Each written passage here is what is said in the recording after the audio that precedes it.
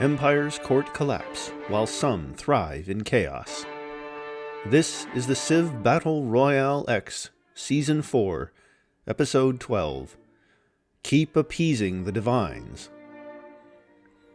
Hello, hello, hello. I am thy reformer, former narrator, current narrator, future narrator. It is inevitable. Hope you enjoy this specific narration. As usual, there shall be no peeking ahead. Choshutz portrayed accurately by explosive watermelon. That is to say, lobotomized. Last episode, Maguindanao got dogpiled. Usually, these dogpiles don't involve too many relevant war declarations, but Maguindanao has managed to end up with 3 relevant wars: Wagi, Zheng, and Nungar. Siam is here too, technically available to send the occasional trireme over to say, "I'm helping!"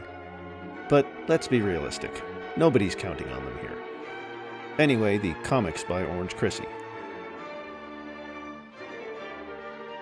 Thank you to those who support CBRX monetarily. The advantage of being a ranker myself, I can just peep work-in-progress versions. To keep the theme, I'm going to showcase the biggest fall in the PRs, Maguindanao. Alright, now on to action. In Southeast Asia, wars that aren't the Maguindanao dogpile are pretty sluggish. Dai Viet's wars against Singapore and Siam are mostly a matter of draining the already limited resources of the Civ more focused on religion. Last episode, Singapore had managed to bring Bak Gyang down to yellow health, but this seems to have been a mere fluke. To the east, we see Zheng currently in control of Uban Ratchathani. Maguindanao won't be miraculously taking the city back anytime soon. In southern Africa, in the two-front war that is Ndongo versus Eswatini, Malkerns is knocked below half health, while Nhlagano remains at full health. Multiple settlers eagerly observe the siege of Malkerns, hoping it gets burnt down. Selkups continue to half-heartedly poke at Kazakhstan, but on account of Kazakhstan no longer having other opponents to worry about, I wouldn't give much odds of anything happening here. Paul César Helou was a French painter of the Belle Époque, best known for his portraits. He apparently also conceived the ceiling mural of night sky constellations at the Grand Central Terminal in New York City. That's pretty neat. Well, fuck me, I guess. Uban Ratchathani flips again anyway. Miracles do happen twice, it appears. Other than that, Mag is kind of holding out, though Kutawatu is still under siege. We're reaching the point where city strengths are way above Trireme's pay grade, so I don't think it's inconceivable that Mag will hold on to most of the empire here. A 50-plus turn long war comes to an end as Kalmyks and Makhnovia make peace. This was another war where the main consequence was draining both civs' resources. This was especially significant for the Kalmyks, whose capital got flipped, potentially because some Kalmyk units got dedicated towards the Makhnovian meat grinder. But wait, what's that notification?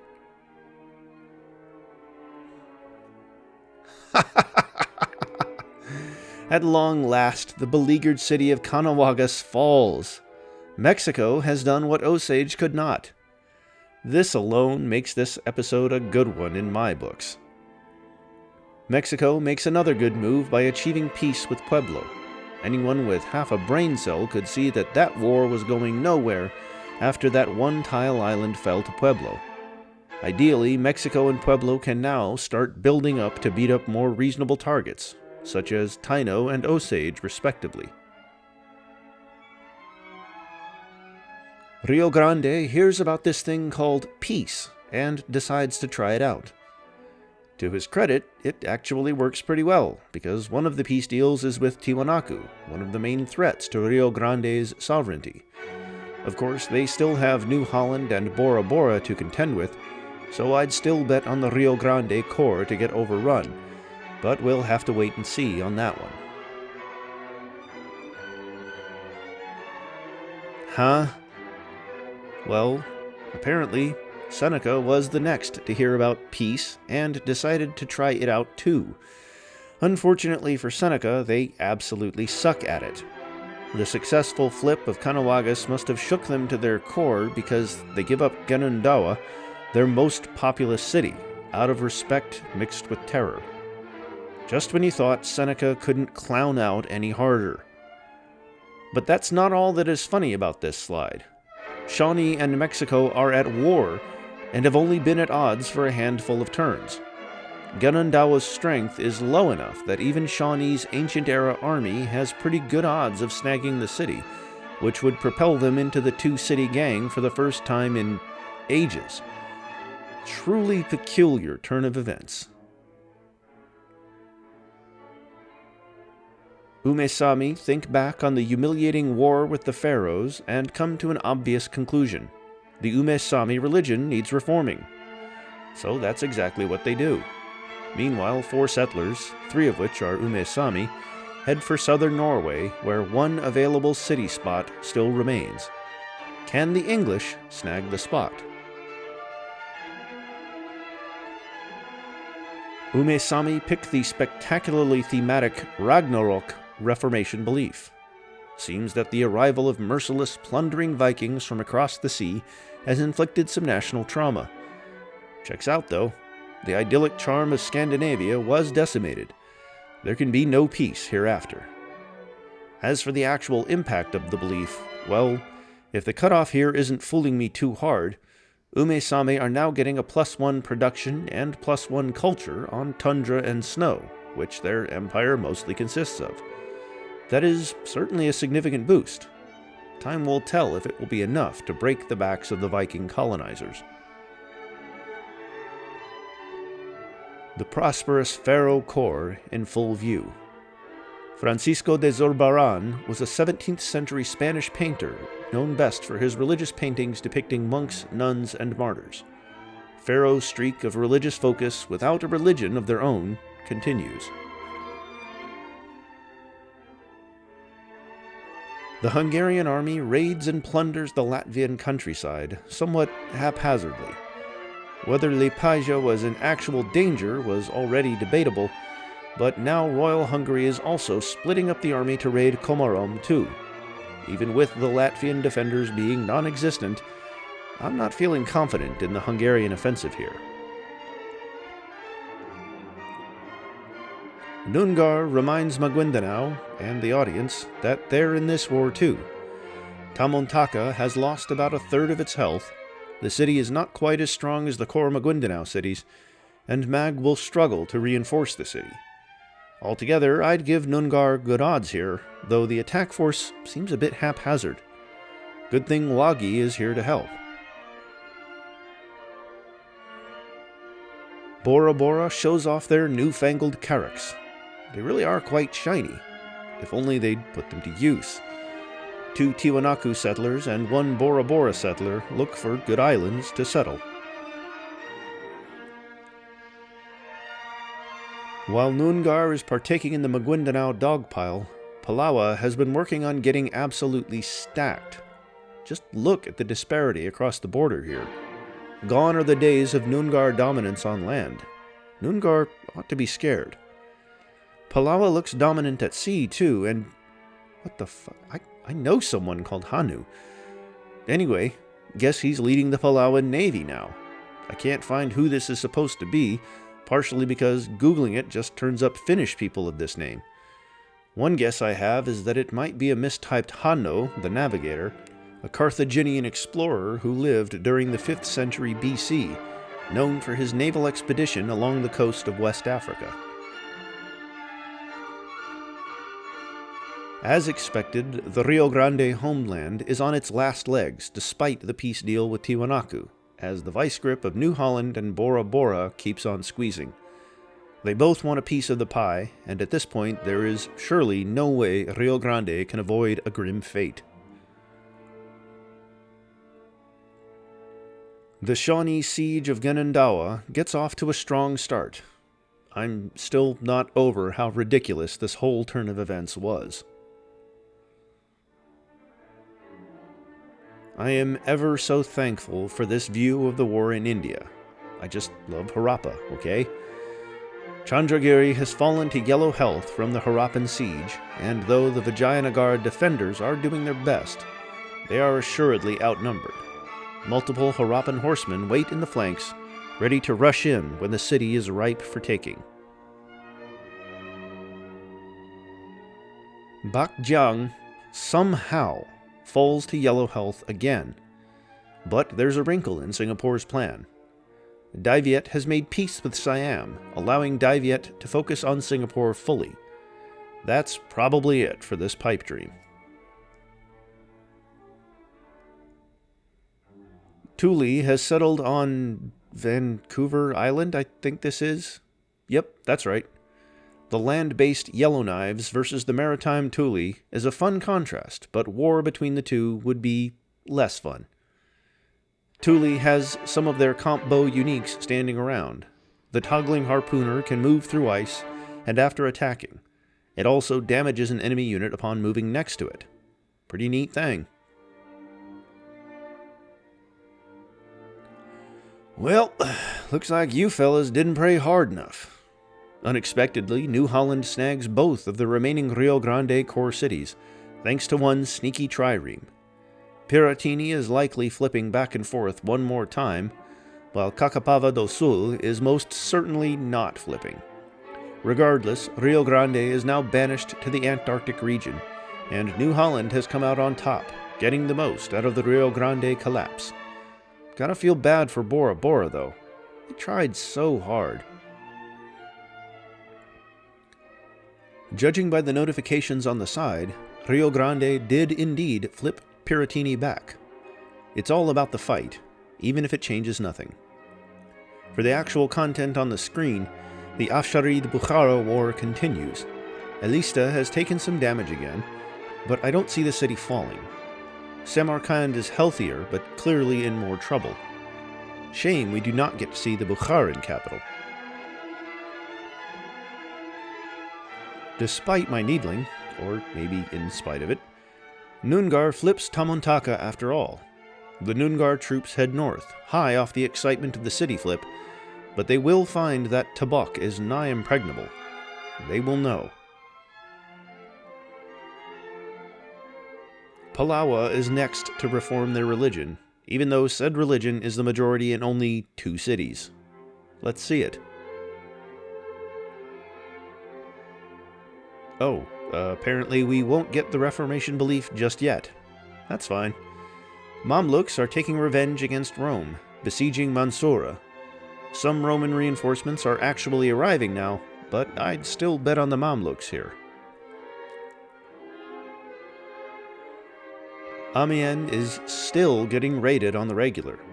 At this point, it's just part of the day-to-day activities of the city, a tradition no one dares question, even if it gets people killed. Agoy Bana hears that his settler is about to die from Floridian bombardment, and decides that the war has gone on long enough. Though Taino did get Fort San Carlos from the war, the long slog with no gains that followed was completely uncalled for. Hope it was worth it, Agoy Bana. To the north, I can just barely see through the UI that Ganundawa is almost at 0 health.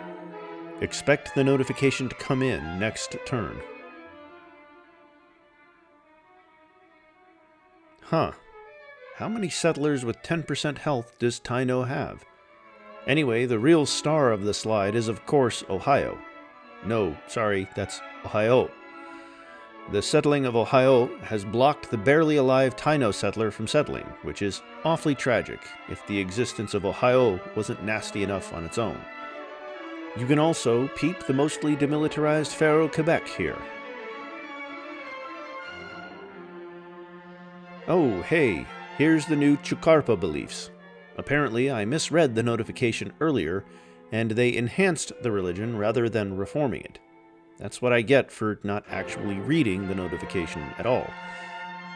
Palawa has added Kivas and from giving hands into Chukarpa. Kivas seems like a solid religious building with food and production, while from giving hands seems to debuff the capital while benefiting all other cities.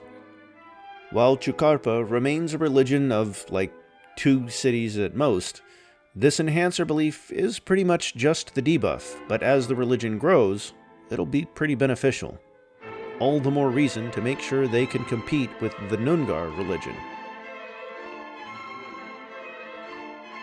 Selkups and Kazakhstan are barely even fighting at this point. Some cavalry skirmishes occur near the Kazakhstani capital. Good old Kirk Christiansen was a Danish carpenter in the 20th century. More importantly, though, he founded the construction toy company Lego in 1932. Now that's a big man. Selkups are getting a huge advantage here. Samarkand does fall to yellow health, but the Afsharids are having less fortune elsewhere. To begin with, I don't fully support splitting up your armies to assault 3 cities at once, but I suppose they do have the manpower for it. It's usually just pretty bad for the AI. We'll see if Samarkand actually flips. War in the frigid far north continues, as Goguryeo is still streaming units up to beat up Selkup's snow cities. I could list a few better options, but I guess I can't be too mad at this proactivity. A bunch more Selkup settlers wander around, looking for more piles of snow to claim. One such settler is apparently fraternizing with the enemy. Now that's strange. It brings me bliss to see this. Now I'm a bigger fan of Mexico, by a large margin too, but I do love my underdogs. To see Shawnee at 2 cities after all this time is nourishment for the soul. It is all I need. Just a bit to the north, big news arrives. The Pharaohs have declared war on Seneca. It's a bit of a strange decision considering the aforementioned demilitarized state of Pharaoh Quebec, but maybe this is the turning point for the region. Pharaohs certainly have a good bit of production over here. Taino joins the war against Seneca too, presumably infuriated by Ohio. I have no words, but I'll pull something out anyway. So, after Rio Grande stubbornly flipped Paratini back, it seems that Bora Bora snuck into the city before New Holland could get another chance. In a complete reversal of expectations, New Holland has ended up with Caçapava do Sul, and Bora Bora has ended up with Piratini. This, of course, makes Bora Bora the first civ to hold a foreign capital. Well, very, very likely, anyway. The 1 HP Rio Grande horsemen may flip the city one more time, but I do feel skeptical. Important to know here is the actual turn order of the civs, where Bora Bora is the second civ in turn order, after only the Observer civ and Bavaria, meaning Bora Bora should have no trouble clearing out the maimed horsemen. Goguryeo adds another insult towards Ikko Ikki with the settling of Wiryeseong. Excited for the day when Ikko Ikki finally snaps. Right now wouldn't be the worst time, when the whole of the Goguryeo army is campaigning for snow, but maybe I'd go for the Pueblo city first. Gerald Gardner was an English Wiccan from the late 19th and early 20th centuries, known as the Father of Witchcraft. He was an author, an amateur anthropologist, and an archaeologist. Seems like an interesting figure.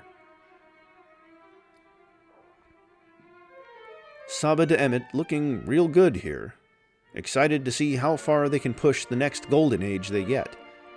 Also excited to see when they'll use all these troops for something other than vaguely harassing Kanem Bornu, because I do not support just sitting on your ass. New Bora Bora City, Fare. Another Bora Bora settler has popped out of the capital too. The Tiwanaku settlers, in the meantime, have achieved nothing.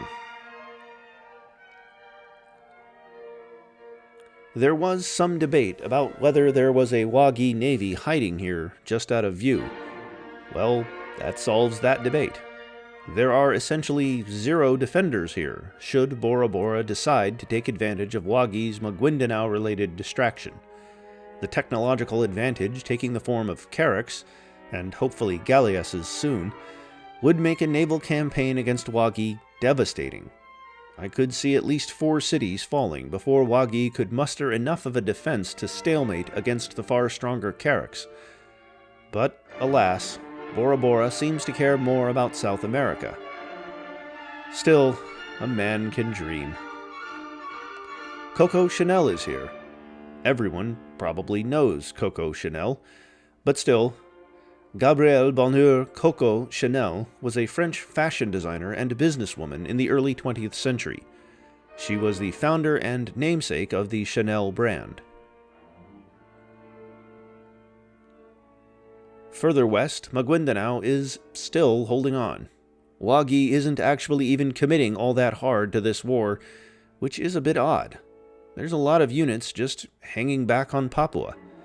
Maybe they know what's up.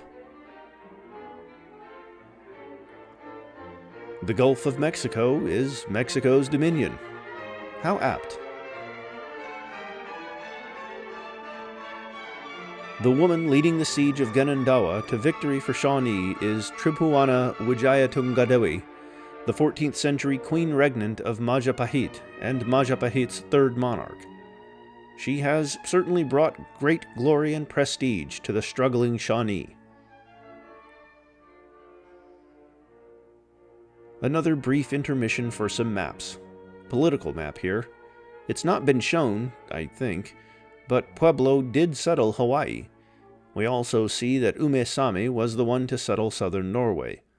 Rome is in control of Mansura, Undongo holds Malkerns, and Vijayanagara holds Chandragiri. Bukhara and Maguindanao are naturally the declining civs here. Dzungars and Mogadishu are stagnant, though they really shouldn't be, and Tiwanaku is booming? Fair enough. Wonder what exactly these mean. Could be connected to happiness, but then what does booming mean? Mysterious. Well, not based on happiness, cause that's a separate map mode. We have just a few unhappy civs at the moment, but it's good to remember that civs fluctuate a lot, and on any given turn, many civs could be moving back and forth from happy to unhappy to happy. Anyway, we have Iko Iki, Tuli, and Taino unhappy at the moment.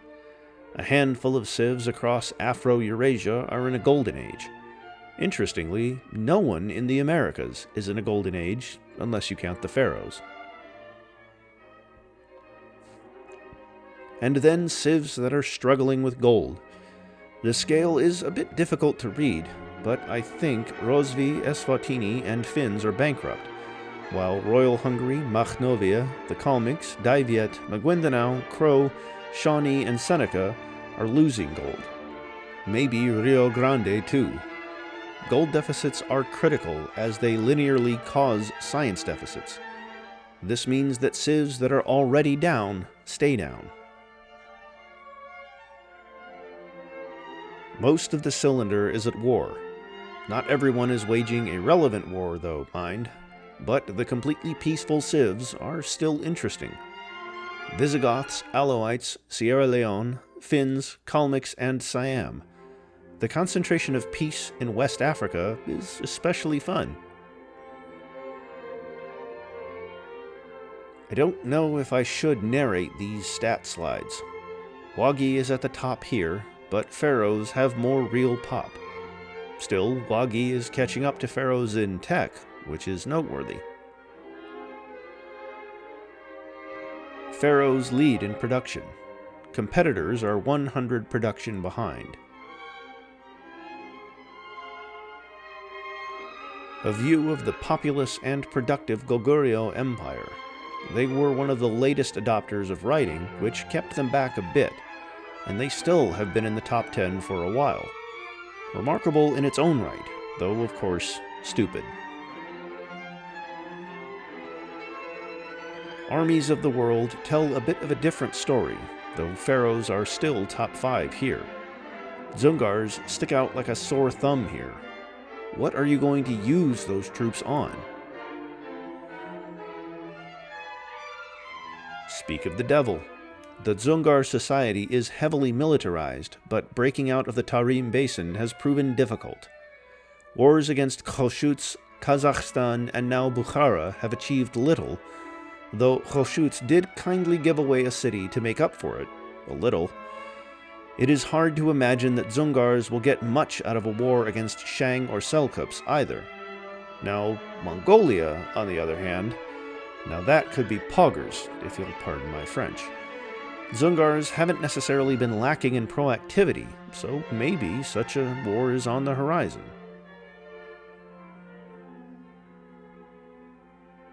Goguryeo is apparently not only productive and populous, but also fucking loaded. They have the most gold on the cylinder by a massive margin. These reserves of wealth may very well never dry up. Siam is the faith leader, despite being a mere follower in the religious game, as the nation is subsumed by the Dai Viet faith. I figure they don't have as much to spend the faith on, since they don't get anything out of spreading the religion themselves. All the more faith to spend on great people, come the industrial era. Aforementioned faith giant. Looking forward to a war between Siam and Singapore, honestly. Religion overview. Dai Viet's religion, Mahayana, takes over China like a wildfire. Sucks for the Kholshuts. Africa is split 3 ways, while Europe mostly consists of pantheons, sans Fennoscandia and Iberia. Kalmyk and Iko-Iki faiths will probably be the main competitors for Mahayana. North America is split in twain, with the Puebloan faith looking to dominate most of the continent. And back to action proper.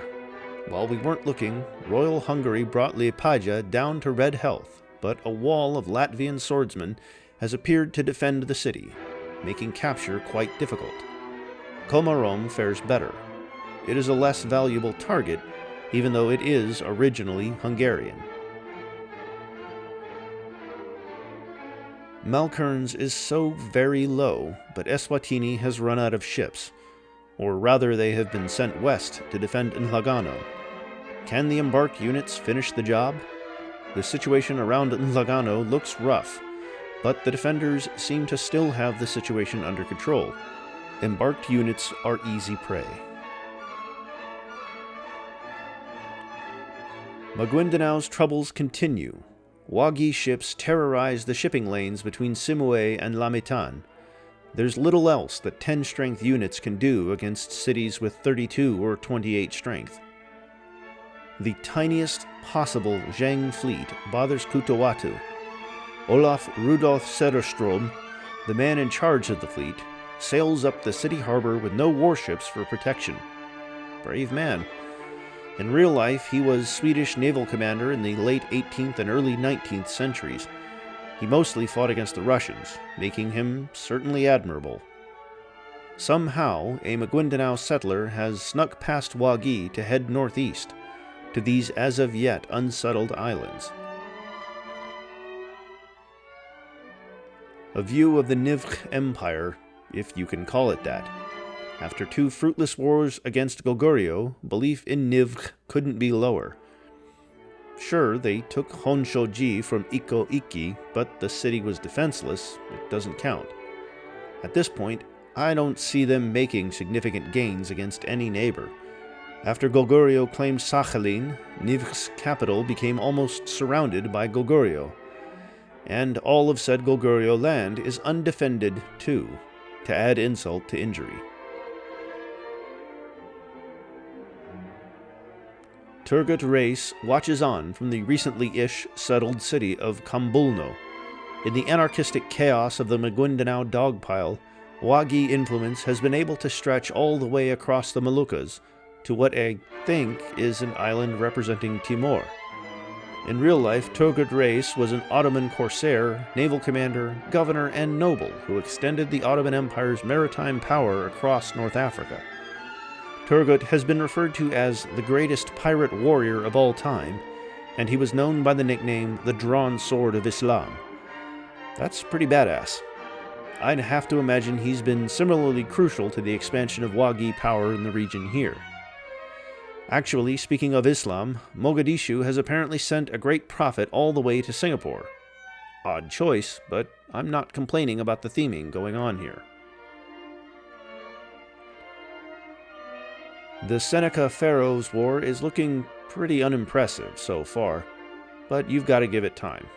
Pharaohs needs to build an entire army from scratch, and Seneca is just slow. The terrain is also just pure forest, which will be rough, but I'm certain we'll see some excitement here eventually. Well, that's concerning.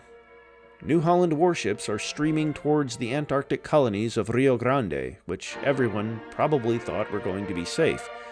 It's hard to say as of yet if New Holland will commit enough units to take a city, or multiple, but for now the possibility remains very real. The Taino settler, blocked from settling Newfoundland, heads further north. At this rate, they'll end up settling inland Greenland. A similar story has played out in Europe. The settling of Mijtja blocked the English settler. This one hits harder, personally. Amiens, the burning city, has actually taken a good chunk of damage this turn. The Pharaoh fleet is much weaker now than it was before, though, so I don't think it matters. Meanwhile, an Alauite settler lands on Iberia, even though they surely know full well that there's no available tile to settle over there. A conga line of Pharaoh triremes is making the trek over to the New World to beat up the two coastal Seneca cities. Samarkand falls. The unconquerable Bukharan spirit has finally broken. Afsharid troops continue on to surround and besiege the capital of the collapsing Bukharan nation, and everybody knows there is no coming back from this. Palawa completes Nan Madol on the Australian mainland. This medieval-era wonder gives +1 food, gold, and production to sea tiles worked by this city. A great wonder for any coastal city. Pataway will benefit, though of course an actual island city would have been even better off. 2 settlers enter. Only 1 will get to settle. A tragedy for the ages. The good news is there's still plenty of one-tile islands available around. Even the Tiwanaku settler, obscured by the Nan Madol notification, should be able to settle. Well, clearly I gave too much credit to the Mamluks. Rome holds on to Mansoura with just a few units.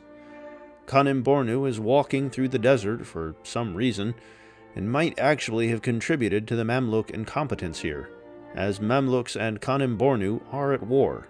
Or they should be, at least. They were at the end of the last episode, and I haven't seen a peace deal notification. Would fool me, though.